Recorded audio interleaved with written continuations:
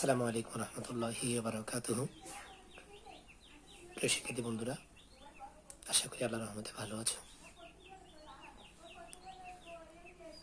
আমরা আমাদের পাপের কারণে, আমাদের কর্মের কারণে যে বিপদ, যে আযাব গজব নিয়ে এসেছি, এটা থেকে পরিত্রাণের একমাত্র উপায় হচ্ছে গিয়ে আল্লাহ তাবারক ওয়া তাআলা নিজে বলেছেন, তুবু ইলাল্লাহি তাওবাতান নাসুহা। বান্দা, তোমরা যত বড় পাপ, অন্যায়, গুনাহ করো না কেন, তোমরা যদি অনুতপ্ত হয়ে আমার দরবারে, আমার কদমে এসে সারেন্ডার করো, তাহলে আমি তোমাদের এই সারেন্ডারের কারণে, অনুতপ্ত হওয়ার কারণে আমি আমার রহমত এবং মাগফিরাত দিয়ে তোমাদেরকে ক্ষমা করে দিয়ে তোমাদেরকে দ্বিগুণ পরিমাণ রহমত দিয়ে আগলে রাখি। সুবহানাল্লাহ। তা আল্লাহ তাআলা যেন আমাদেরকে অতি শীঘ্রই এই মহা মুসিবত থেকে সারা বিশ্ব মানুষকে, মানবতাকে রক্ষা করেন। আমিন। তো প্রিয় শিক্ষার্থী বন্ধুরা, আজকে আমরা আলোচনা করব আমাদের পাঠ্য বইয়ের দ্বিতীয় অধ্যায়ের ইবাদত অধ্যায় থেকে। তো যেখান থেকে আমাদের টপিকসগুলো শুরু হবে, আমাদের পেজ নাম্বার হচ্ছে গিয়ে 42। তো এখান থেকে আজকে আমাদের আলোচনা। তো এই 42 পৃষ্ঠার সর্বপ্রথম যে টপিক্সটা আমাদের রয়েছে সেটা হচ্ছে তারাবির সালাত। তো এই টপিক্সটা আলোচনা করবার আগে আমরা এই টপিক্স থেকে আমাদের কি কি কোশ্চেন হতে পারে, অথবা এই টপিক্সের মধ্যে কি কি জানার রয়েছে যেটা আমাদের আপকামিং এক্সাম, আপকামিং লাইফে আমাদের কাজে লাগবে।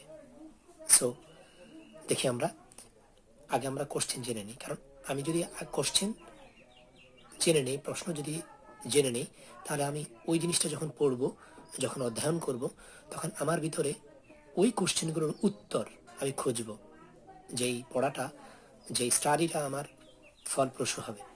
তো সর্বপ্রথম আমরা এই টপিকস থেকে কী কী কোশ্চেন হতে পারে আমরা একটু দেখে নিই, যাতে আমাদের উপকার হয়। তো এই টপিকস থেকে সর্বপ্রথম যে কোশ্চেনটা হতে পারে সেটা হচ্ছে তারাবি সালাত কাকে বলে বা কখন আদায় করতে হয়। 2 নম্বর প্রশ্ন, তারাবি সালাত কয় রাকাত। 3 নম্বর প্রশ্ন হতে পারে যে তারাবি সালাত আদায় করা কি। এবং 5 নম্বর প্রশ্ন হচ্ছে গিয়ে যে তারাবি সালাত সম্পর্কে আল্লাহ রাসূল সাল্লাল্লাহু আলাইহি সাল্লাম কি বলেছেন। মজার ব্যাপার হলো, এই টপিকস থেকে, তারাবি সালাত, এই হেডলাইন্স থেকে অথবা এই সূচি থেকে কোনো বড় প্রশ্ন আসবে না। এটা তোমাদের জন্য খুবই চমৎকার সংবাদ। তো আমরা আমাদের অধ্যায়ে পেরিয়ে যাই। দেখি এই টপিক্সের মধ্যে আমরা যে কোশ্চেনগুলো সম্পর্কে ধারণা নিলাম, এগুলোর উত্তর পাই কিনা। তো সর্বপ্রথম আমরা জানবো যে তারাবি সালাত কাকে বলে বা কখন আদায় করতে হয়। তো তারাবি এটাও আরবি শব্দ এবং সালাত এটাও আরবি শব্দ। তো এই সালাত শব্দটাকে আমরা খুব ভালোভাবে চিনি যখন বলা হয় নামাজ। এটা ফার্সি শব্দ। তো আমাদের কাছে সালাতের চাইতে নামাজ শব্দটাই বেশ পরিচিত। আর তারাবি তো এখন আমাদের একটা প্রশ্ন জাগে, এই তারাবি সালাত এটা কখন আদায় করতে হয়। তো এটা মনে রাখার জন্য ছোট্ট একটা টেকনিক আমি তোমাদেরকে বাতিয়ে দিচ্ছি। আমাদের মনে যখন খুবই ধোলা লাগে, অথবা আমাদের মনটা যখন খুবই হ্যাপি থাকে রাতের বেলায়, তখন আমরা কি গণি, আকাশের দিকে তাকিয়ে তারা। তো সাধারণত তারা কিন্তু দেখা যায় রাতের বেলা। আর সলাত মানে নামাজ। তাহলে আমরা এখানে মনে মনে রাখার জন্য একটা জিনিস আমরা অবলম্বন করতে পারি, সেটা হচ্ছে তারাবি সালাত অবশ্যই রাতে আদায় করা হয়। এতে আমরা আর কোনো ডাউট থাকবার কথা নয়। তো এবার দেখি যে এই তারাবি সালাতটা কখন আদায় করতে হবে। যে রমজান মাসে দিনের বেলা রোজা রাখার পর, এশা সালাতের পর, ভেতরের নামাজের পূর্বে যেই সালাতটা আদায় করা হয় সেটা হচ্ছে তারাবির সালাত।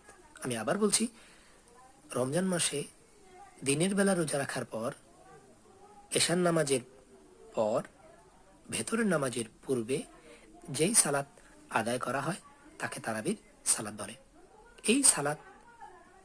এই তারাবির সালাত 20 রাকাত, যেটা সাইয়েদনা হযরত ওমর ফারুক রাদিয়াল্লাহু তাআলা আনহু তার সময় সকল বিজ্ঞ সাহাবীদেরকে নিয়ে ইজমা করে, ঐক্যমত করে তিনি প্রতিষ্ঠা করলেন যে তারাবির সালাত 20 রাকাত। এটাই এজমা হয়ে গেছে।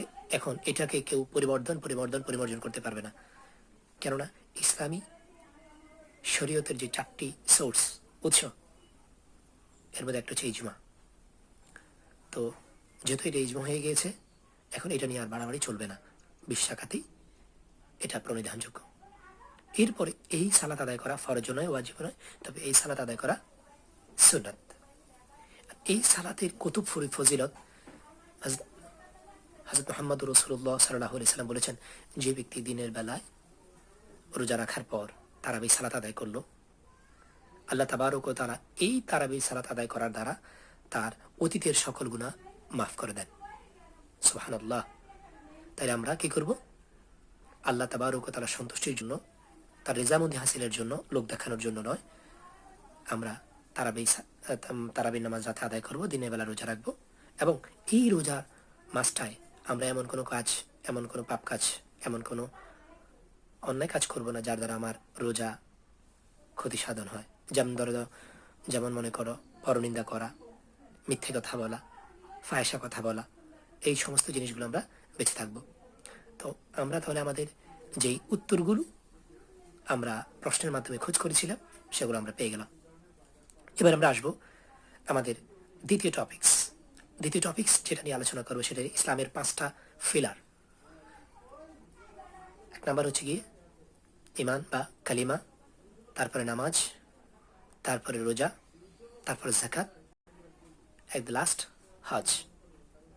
তো 4 নাম্বার যেটা, সেটা হচ্ছে যাকাত। ইসলামের 5টা ফিলারের মধ্যে একটি ফিলার। তো এই যাকাত শব্দটা আরবি শব্দ, এটা আরবিক ওয়ার্ড।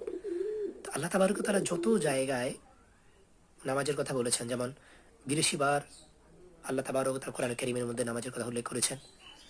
এর মধ্যে প্রায় অধিকাংশ জায়গায় যখনই নামাজের শব্দটা এনেছেন, তখনই যাকাত শব্দটা আল্লাহ তাবারক ওয়া তাআলা উল্লেখ করেছেন। এই যাকাত আল্লাহ বলেছেন, যেমন সূরা মুজাম্মিলের আয়াত নম্বর 20 এর মধ্যে আমরা যদি লক্ষ্য করি, আল্লাহ বলেছেন আকিমিস সালাত ওয়া আতুজ যাকাত, আমার বান্দারা তোমরা নামাজ অর্থাৎ সালাত কায়েম করো আর যাকাত আদায় করো। সুবহানাল্লাহ।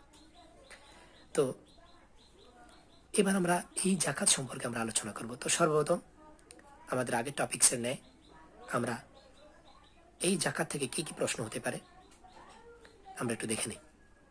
তো এখানে ছোট প্রশ্ন যেগুলো আসতে পারে সেটা হচ্ছে এটা, যাকাত অর্থ কি, যাকাত কাকে বলে, যাকাত আদায় করার মাধ্যমে কোন কথাটির বাস্তব প্রমাণ ঘটে, এবং যাকাত ধনী এবং গরিবের মধ্যে কি কি কি সৃষ্টি করে। এই যাকাত অধ্যায় থেকে এই ছোট প্রশ্নগুলো আসতে পারে। আর এখান থেকে একটা মজার ব্যাপার হলো, এখান থেকে একটা বড় প্রশ্ন খুবই গুরুত্বপূর্ণ। সেটা হচ্ছে এটা যে যাকাতের গুরুত্ব, তাৎপর্য এবং এর শিক্ষা লিখো।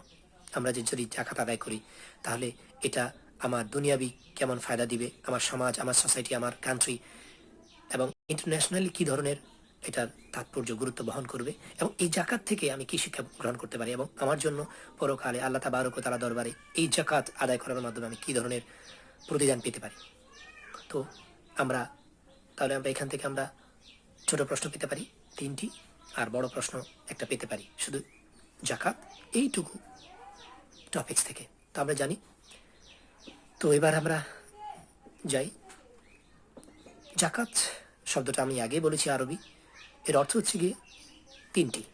এই যাকাতের অর্থ হচ্ছে 3টি। নাম্বার 1 পরিচ্ছন্নতা, নাম্বার 2 পবিত্রতা, নাম্বার 3 বৃদ্ধি। এই 3টে অর্থই কিন্তু যাকাত এর সাথে অতপ্রতভাবে, আমরা যেটাকে আমরা বলি ফেভিকলে আঠার চাইতো, সুপার গ্লু চাইতো আরও বেশি মজবুত, স্ট্রং, এটা যাকাতের সাথে অতপ্রতভাবে জড়িত, একটাকেও আপনি বিচ্ছিন্ন করতে পারবেন না। তো এই 3টা অর্থ আমরা ক্রমান্বয়ে জানব। তাহলে আমরা আমাদের প্রশ্ন যেটা ছিল যাকাত অর্থ কি, আমরা পেয়ে গেলাম পরিচ্ছন্নতা, পবিত্রতা এবং বৃদ্ধি। এবার আমরা জানব যে যাকাত কাকে বলে। তো যাকাত কিন্তু সকল মানুষের উপরে ফরজ নয়, অনলি ফর মুসলিম, শুধুমাত্র এটা, এই যাকাতটা হচ্ছে গিয়ে মুসলমানদের উপরে ফরজ। তো আমরা জানবো যে জাকাত কাকে বলে। মুসলমানদের মধ্যে যার কাছে নিসাব পরিমাণ, এখানে নিসাব কাকে বলে এটা আমাদের পরবর্তী টপিক্সে আসবে ক্রমান্বয়ে। তো মুসলমানদের মধ্যে যার কাছে নিসাব পরিমাণ ধন সম্পদ পূর্ণ 1 বছর থাকবে, অর্থাৎ যে ব্যক্তির কাছে নিসাব পরিমাণ সম্পদ পূর্ণ 1 বছর তার মালিকানাধীন থাকবে, আল্লাহ তাআলা নির্ধারিত, আল্লাহ তাবারক তাআলা কর্তৃক আদেশকৃত ওই খাতসমূহে যাকাত প্রদান করাকে যাকাত বলা হয়। এই যাকাত দেওয়ার ক্ষেত্রে একটা মূল্যবান একটা কোশ্চেন হতে পারে, পূর্ণ 1 বছর লাগবে, কিন্তু এর মধ্যে যদি 364 দিনের দিন যদি আপনার কাছ থেকে যদি ওই অটোটা অথবা ওই সম্পদটা হারিয়ে গেল, আপনার যাকাত দিতে হবে না। পূর্ণ 1 বছর আপনার হস্তাগত থাকতে হবে, তাহলে আপনার উপর যাকাত ফরজ। তাহলে আমি যদি বলা হয় যাকাত কাকে বলা হয়, যে মুসলমানদের নিসাব পরিমাণ ধন সম্পদের একটি নির্দিষ্ট অংশ বছর পূর্তিতে আল্লাহ তাবারক ওয়া তাআলার নির্ধারিত খাত সমূহে ব্যয় করাকে যাকাত বলা হয়। তাহলে আমরা যাকাত অর্থ পেয়ে গেলাম, যাকাত কাকে বলে এটাও পেয়ে গেলাম। এবার আমরা যাকাতের গুরুত্ব ও তাৎপর্য। যাকাতের গুরুত্ব এবং তাৎপর্য এত বেশি যে আল্লাহ তাবারক ওয়া তাআলা কোরআন কারীমের মধ্যে বলেছেন যে এই যাকাত ধনীদের সম্পদে, গরিবের এটা হক, অধিকার।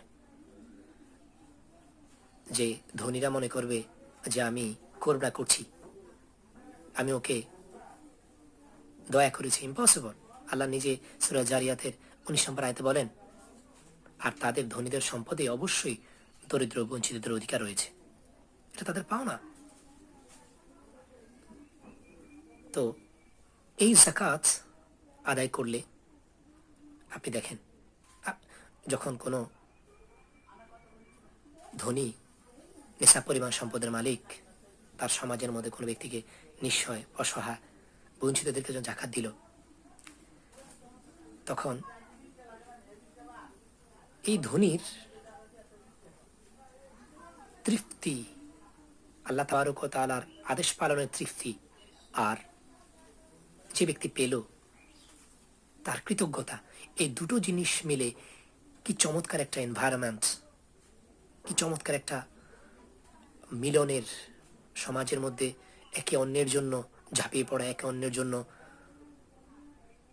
মানে দয়া, ভালোবাসা, মহাব্বত, সম্পর্কে যে উন্নতি, মহামিলনের যে একটা সুযোগ, এবং ধনী এবং দরিদ্রের মধ্যে যে ব্যবধান কমে যাওয়া, তাদের মধ্যে যে একটা সেতু বন্ডিং তৈরি হওয়া, এই যাকাতই একমাত্র মাধ্যম।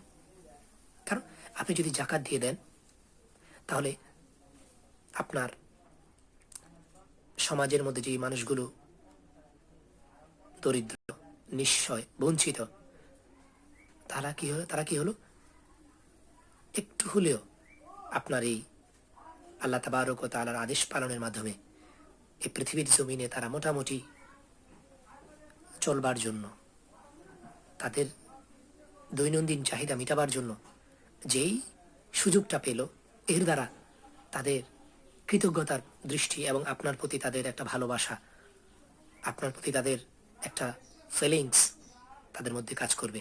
আর আপনিও তারা নেওয়ার কারণে, আল্লাহর হুকুম পালন করবার কারণে আপনার মধ্যে যে একটা তৃপ্তি, আপনার মধ্যে যে একটা স্যাটিসফ্যাকশন, এর দ্বারা তখন যখন কোনো গরিব দেখবে কোনো ধনী, কোনো সৎ মানুষ, বৃত্তবান ব্যক্তি বিপদে পড়বে, আপনি বলা লাগবে না, সে নিজ থেকেই নিজের জীবন বিপন্ন করে হলো আপনার ওই বিপদে আগিয়ে আসবে। আর আপনিও যখন তার প্রতি যখন সদয় হবেন, সে আপনার প্রতিও সদয় হবে। Give and take. তুমি নেওয়ার আগে চিন্তা করো তুমি তাকে কি দিয়েছ। সুবহানাল্লাহ। এবং আল্লাহ তাবারক ওয়া তাআলা বলেছেন যে যদি কোনো ব্যক্তি যদি যাকাত আদায় করে যায়, তাহলে তার ওই সম্পদ আমি কি করি, ময়লামুক্ত করে দিই, অর্থাৎ তার জন্য বাকি সম্পদটা হালাল করে দেই। যেমনি ভাবে মনে করেন সাবান আমার শরীর থেকে কি করে, ময়লাগুলোকে কি করে দেয়, ক্লিন করে দেয়, পরিষ্কার করে দেয়। ঠিক এই জাকাত যখন আমি দিয়ে দিচ্ছি, আমার বাকি সম্পদটা আমার জন্য স্বাস্থ্যকর হয়ে যায়, হালাল হয়ে যায়, ময়লামুক্ত হয়ে যায়।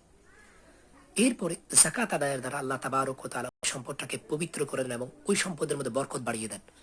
আর আপনি যদি যত সম্পদের মালিক হন না কেন, আপনি যদি জাকাত না আদায় না করেন, তখন কি হয়, আপনার ওই সম্পদটা আপনার জন্য একটা মহামারীর মতো হয়ে যায়। আপনার ওই সম্পদটা আপনার কোনো কাজে আসে না। সারা বছর আপনার মধ্যে বিপদ আপদ, বালা মুসিবত, বিভিন্ন ধরনের উপদ্রব আল্লাহর পক্ষ থেকে গজব হিসাবে আসবে। এই এই একটা জিনিসটা বলতে গেলে আমার স্পষ্ট খেয়াল রয়েছে, আমি যেখানে পড়াশোনা করেছি আমার স্পষ্ট খেয়াল আছে, ওই ব্যক্তির অনেক 3 ছেলে বিদেশ থাকতো এবং এলাকার মধ্যে প্রচুর পরিমাণ ধন সম্পদ, কিন্তু ওই লোকটা ঠিকমতো জাকাত দিত না। কিন্তু আল্লাহ তাবারক ওয়া তাআলা সে সারা বছর, বিশ্বাস করে বিলিভ ইট অর নট, সারা বছর বিভিন্ন প্রকার বিপদ আপদ মহামারী লেগেই থাকতো। জাকাত দিলে যেই পরিমাণ সম্পদ তার কাছ থেকে যেত, জাকাত না দেওয়ার কারণে তার দ্বিগুণ পরিমাণ তার সম্পদ ব্যয় হচ্ছে, রোগ শোক বিপদ আপদ এবং আল্লাহ তাআলা বিভিন্ন রকমের গজব, যেটা এক্সপ্লেন করতে গেলে আমার সময় শেষ হয়ে যাবে। আর যদি জাকাত আদায় করে দেন, আল্লাহ তাআলা আপনার ওই সম্পদটা আল্লাহ তাআলা কুদরতিভাবেই হেফাজত করবেন। আমাদের নানাদের সময় আমি একটা গল্প শুনেছিলাম যে চাঁদপুরে নাকি এক ধান ব্যবসায়ী ছিলেন তখনকার যুগে। আর এখন তো লঞ্চ স্টিমের বিভিন্ন মানে জাহাজে করে এখন ব্যবসা বাণিজ্য করা। তখন কিন্তু বড় বড় নৌকা নিয়ে বাতান ওই যে আপনার দিয়ে কাপড় দিয়ে এবং অনেক বড় বড় নৌকাগুলো দিয়ে ধান পরিবহন করা হতো। তো আমার স্পষ্ট খেয়াল আছে, আমার নানাজান বলেছিলেন যে ওই চাঁদপুরের ওই ব্যবসায়ী এত বেশি অনেস্ট ছিলেন, তিনি একদম পুঙ্খানুপুঙ্খানু তিনি কি করতেন, জাকাত আদায় করে দিতেন। একবার ভোলা থেকে আসার সময় না জানি আপনার বরিশাল দিক থেকে ওনার নৌকা আসার সময় পথের মধ্যে এটা ডুবে যাবার পরে ওনার কাছ থেকে পরের দিন খবর আসলো যে আপনার মানে নৌকা ডুবে গেলেন। তিনি চিন্তা করলেন আমার তো এই ধরনের হওয়ার কথা না। তিনি দ্রুত কি করলেন, সাথে সাথে উনি মানে হিসাব করতে বসে গেলেন। বসে গিয়ে উনি দেখতে পেলেন তখনকার 2 টাকা উনি জাকাত দিতে গিয়ে হিসাব করেছেন। তিনি সাথে সাথে তাড়াতাড়ি কি করলেন, ওই 2 টাকা জাকাত দিয়ে দেন এবং বললেন আমার সম্পদ, আমার এই ধান, এটা আমার হালাল, অতএব আল্লাহ তাআলার কোরআন হাদিস যদি সত্য হয়, আমার এই সম্পদের কোনো প্রকার ক্ষতি হবে না। ঠিকই বিকালবেলা শোনা গেল বরিশালে কোনো এক স্টোরে ওনার ওই নৌকাবর্তী ধানের নৌকা চরে গিয়ে বেশি উঠেছে। সুবহানাল্লাহ। তা আল্লাহ নিজেই বলেছেন আমার বিধান যে পালন করবে, আমি তার রহমত, আমার বরকত সবকিছু দিয়ে আমি সেটা কি করে আগলে রাখবো। সুবহানাল্লাহ। তাহলে জাকাত আদায় করলে আল্লাহ তাবারক দুনিয়াতে যেমন পুরস্কার দিবেন, আখিরাতে তার জন্য রয়েছেন স্পেশাল আল্লাহর পক্ষ থেকে গিফট। আর আমরা মনে করি আল্লাহ তাবারক ওয়া তাআলা সূরা রুমের আয়াত নম্বর 39 মধ্যে বলেছেন যে তোমরা মনে করো সুদের কারবার করে মানুষের সম্পদের সাথে সম্পদ মিলিয়ে তোমরা মনে করো যে তোমাদের যে সম্পদ বৃদ্ধি পাচ্ছে সেটা মনে করছো আসল বৃদ্ধি। No, impossible. সবচেয়ে বড় বৃদ্ধি হচ্ছে যে আল্লাহ তাবারক ওয়া তাআলা সন্তোষী লাভের জন্য যে ব্যক্তি জাকাত দিয়ে থাকে, আসলে আমি ওই সম্পদ মধ্যেই একমাত্র বরকত থাকে। এতে আমরা এরাই তো যারা জাকাত আদায় করে, এরাই তো সম্পদশালী। সুবহানাল্লাহ। তাহলে আমরা এখান থেকে জাকাতের অর্থ পেলাম, জাকাতের সংজ্ঞা পেলাম। জাকাত আদায় করার মাধ্যমে যেই কথাটি বাস্তব প্রমাণ ফুটে ওঠে, আমি যখন জাকাত দিয়ে দিই তখন এই সম্পদের প্রকৃত মালিকানা কে, এই জিনিসটার বাস্তব প্রমাণ ফুটে ওঠে। সকল সম্পদের মালিক যে আল্লাহ, এই জাকাত আদায়ের মাধ্যমে এই কথাটা একদম নিট অ্যান্ড ক্লিন হয়ে যায়। তো এই জন্য আমরা কি করব, নিসাব পরিমাণ সম্পদের মালিক হলে আমাদের উচিত আমাদের পিতামাতা, তারপরে হচ্ছে ইসলামিক একজন মানুষ হিসাবে জাকাত আদায় করে দেওয়া, এটা আমার নৈতিক দায়িত্ব। না হলে এই সম্পদ আমাকে হাসরের ময়দানে আমার জান্নাতের পথে বাধা হয়ে দাঁড়াবে। এরা আমাকে কি করবে, বিভিন্ন ধরনের ভয়ঙ্কর প্রাণী হয়ে আল্লাহর আযাব এবং গজব হয়ে আমাকে জান্নাতের পথে প্রতিবন্ধকতা সৃষ্টি করবে, যার জন্য আমার জান্নাতে যাওয়াটা অনিশ্চিত হয়ে যাবে। এবার আমরা আসবো, তাহলে আমরা জাকাতের অর্থ পেলাম। জাকাত কাকে বলে, জাকাত আদায় করার মাধ্যমে কোন কথাটি বাস্তবায়ন ঘটে, সম্পদের প্রকৃত মালিকানা যে আল্লাহ, এটা আমরা বুঝতে পারলাম। এরপরে জাকাত ধনী দরিদ্রের মধ্যে কি করে, সেতু বন্ধন তৈরি করে, যেটা আমি বলেছিলাম। এরপরে জাকাতের গুরুত্ব, তাৎপর্য এবং শিক্ষা আমরা বুঝতে পারলাম। এবার আমরা যে টপিক্সটা নিয়ে আলোচনা করব, সেই টপিক্সটা হচ্ছে গিয়ে জাকাতের নিসাব। তো মজার ব্যাপার হলো, এখান থেকে বড় কোনো প্রশ্ন নেই, তবে এখানে যেই ছোট প্রশ্নগুলো হবে সেটা হচ্ছে এটা, নিসাব মানে কি, বা নিসাব কাকে বলা হয়। 2 নম্বর হচ্ছে কোন কোন সম্পদের জাকাত দিতে হবে। আমাকে আজমারি যে কোনো সম্পদ, সকল সম্পদের কি আমাকে জাকাত দিতে হবে, এই প্রশ্নটা আসতে পারে। 3 নম্বর প্রশ্ন, কি পরিমাণ সম্পদ জাকাত দিতে হবে। তো প্রথম প্রশ্ন, নিসাব মানে নির্ধারিত পরিমাণ, নির্ধারিত মাত্রা। সম্পদ থাকলে যে জাকাত দিতে হবে তা নয়, এটার একটা নির্দিষ্ট পরিমাণ হওয়া লাগবে। অর্থাৎ যে পরিমাণ সম্পদ থাকলে জাকাত ফরজ হয়, অর্থাৎ দৈনন্দিন ব্যয় বাদে নিসাব পরিমাণ মালের অধিকারী হলে বছর পূর্তিতে একটি নির্দিষ্ট পরিমাণ অংশ আল্লাহ নির্ধারিত খাতে জাকাত দিতে হয়, ইহাকেই নিসাব বলা হয়। এখন যেই যে সম্পদের উপরে আমাকে জাকাত দিতে হবে, যেমন মনে করেন স্বর্ণ, রূপ্য, বিভিন্ন গয়না, তারপরে গবাদি পশু, জমিতে উৎপাদিত ফসল, ব্যবসা বাণিজ্যের পণ্য, অর্জিত সম্পদ, এই সমস্ত সম্পদগুলোর জাকাত দিতে হবে। ঘর বাড়ি বিল্ডিং এগুলো জাকাত দিতে হবে না। তাহলে আমরা জানতে পারলাম যে স্বর্ণ গয়না, নগদ অর্থ, গয়নাপত্র, গবাদি পশু, জমিতে উৎপাদিত ফসল, তারপর হচ্ছে ব্যবসা বাণিজ্যের পণ্য এবং অর্জিত সম্পদ, এই সমস্ত সম্পদগুলোর জাকাত দিতে হবে। এরপরে আমাকে জাকাত দেওয়ার জন্য যে যে পরিমাণ সম্পদের মালিক হতে হবে, যেমন মনে করো যদি স্বর্ণ হয় তাহলে 7.5 তোলা, যেটার গাণিতিক পরিমাণ হচ্ছে 87.25 গ্রাম, আর রূপ্য যদি হয় 52.5 তোলা, যেটার পরিমাণ হচ্ছে 612.25 গ্রাম। অথবা এই দুটো সম্পদকে এই দুটো গহনাকে একত্র করলে যদি ওই পরিমাণ সম্পদ হয়, অথবা এখান থেকে যে কোনো একটার যদি নেশাব পরিমাণ অর্থ অথবা সম্পদের মালিক হন, তাহলে আপনার উপরে জাকাত ফরজ। আর এই জাকাত দেওয়ার পরিমাণটা হচ্ছে কীরকম, জাকাত দেওয়ার পরিমাণটা হচ্ছে গিয়ে যে আমার পুরো সম্পদের, নেশাব পরিমাণ সম্পদের 40 ভাগের 1 ভাগ, 39 ভাগ আমার, আর 1 ভাগ ওই গরিব মিসকিন আল্লাহ তাবারক ওয়া তাআলা নির্ধারিত ওই 8টা খাতের উপরে ওদের ওদের অধিকার। এটা এটা আমার নয়। আমি যদি এটাকে রেখে দিই, আমার মাল অপবিত্র হয়ে যাবে, অপরিচ্ছন্ন হয়ে যাবে, আমার মাল বৃদ্ধি এখানে রোধ হয়ে যাবে। আর টাকার ক্ষেত্রে প্রতি 100 টাকায় 2.5 টাকা, প্রতি 100 টাকায় 2.5 টাকা। আর তারপরে হচ্ছে গবাদি পশু, তারপর উৎপাদিত ফসল, তারপরে ব্যবসা বাণিজ্যিক সম্পদ, ওটা হিসাব করে তোমাকে দিতে হবে। তাহলে আমাদের উত্তর পেয়ে গেলাম, নিসাব কাকে বলা হয়, নিসাব মানে কি, তারপরে হচ্ছে কোন কোন সম্পদের জাকাত দিতে হয় আমরা তাও জেনে গেলাম, কি পরিমাণ সম্পদ জাকাত দিতে হবে, তাহলে 40 ভাগের 1 ভাগ 100 টাকায় 2.5 টাকা। এবার আমরা যে টপিক নিয়ে আলোচনা করব সেটা হচ্ছে জাকাতের মাসারিফ বা খাত, জাকাতের মাসারিফ বা খাত। আচ্ছা, তাহলে আমরা এই জাকাতের মাসারিফ বা খাত কি, এটা আমরা তাহলে এই টপিকস থেকে কি কি প্রশ্ন আসতে পারে আমরা একটু দেখে নিই। প্রথম যে প্রশ্নটি আসতে পারে, জাকাতের মাসারিফ কাকে বলে, জাকাত দিলে সম্পদের কি হয়, জাকাতের মাধ্যমে মুসলমানদের মধ্যে কি ঘটে, এবং সবচেয়ে মজার একটা প্রশ্ন এখান থেকে আসতে পারে, বড় প্রশ্ন, যে জাকাতের মাসারিফ কাকে বলে, এর খাত বা শ্রেণী কয়টি ও কি কি। তো আমরা এবার জানি মাসারিফ মানে ব্যয়ের খাতসমূহ। মাসারিফ শব্দ অর্থ ব্যয়ের খাতসমূহ, আমাকে কোন কোন জায়গা জাকাত দিতে হবে। তাহলে যাদের যাদের জাকাত দেওয়ার জন্য আল্লাহ তাবারক ওয়া তাআলা নির্দেশ প্রদান করেছেন, ওই জাকাত আদায়ের ওই খাতসমূহকে মাসারিফ বলা হয়, অথবা জাকাতের মাসারিফ বলা হয়। এই জাকাতের মাসারিফ হচ্ছে 8টি। কয়টি? 8টি। 1 নাম্বার হচ্ছে গিয়ে ফকির বা অভাবগ্রস্ত, যার কিছু আছে কিন্তু তা দিয়ে কোনো রকম চলছে, কিন্তু বছর যায় না। 2 নম্বর হচ্ছে গিয়া মিসকিন, সম্বলহীন, যার কিছুই নেই, সম্বলহীন।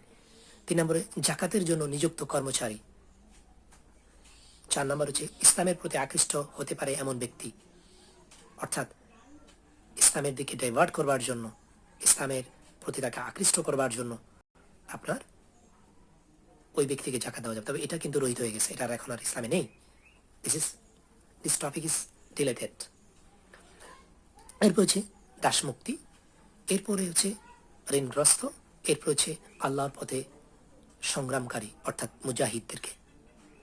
একদম লাস্ট যেটা হচ্ছে অসহায় প্রতীকের জন্য মুসাফির, তিনি তার যথাস্থানে তার জায়গায় সে যত বড় সম্পদশালী হোক না কেন, সে যত বড় মানে মানে ধনী হোক না কেন, কিন্তু সে যেহেতু মুসাফির হয়ে গেছেন, এই জায়গায় তিনি সবকিছু হারিয়ে ফেলছেন, এখন জাকাতের অর্থ ওই ব্যক্তিকে দেওয়া যাবে। এটা ইসলামের বিধান, আল্লাহ রাসূল সাল্লাল্লাহু আলাইহি সাল্লাম এবং কোরআন বিধান।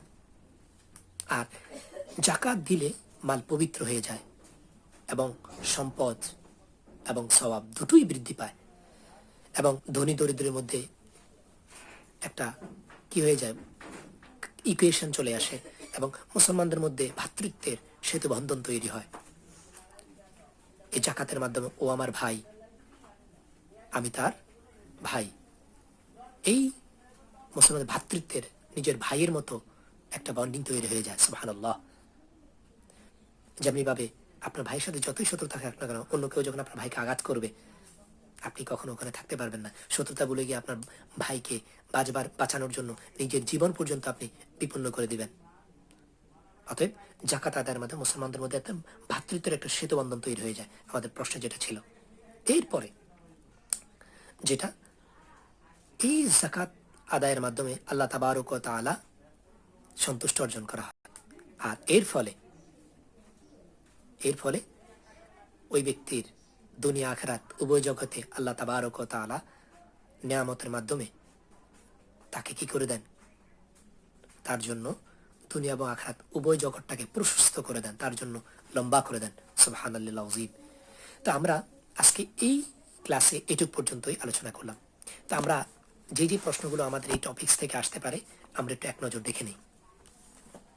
প্রথমে তারাবির সালাত আদায় থেকে যে প্রশ্নগুলো আসতে পারে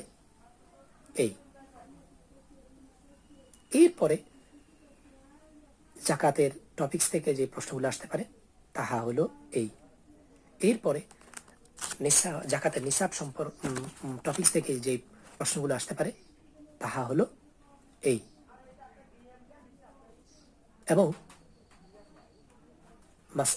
মানে জাকাতের মাসারি বা খাত, সেখান থেকে যে প্রশ্নগুলো আসতে পারে এই প্রশ্নগুলো হতে পারে। এর বাইরে প্রশ্ন আসার সম্ভাবনা খুবই কম। আল্লাহ তাবারক ওয়া তাআলা আমাদেরকে কবুল করুক।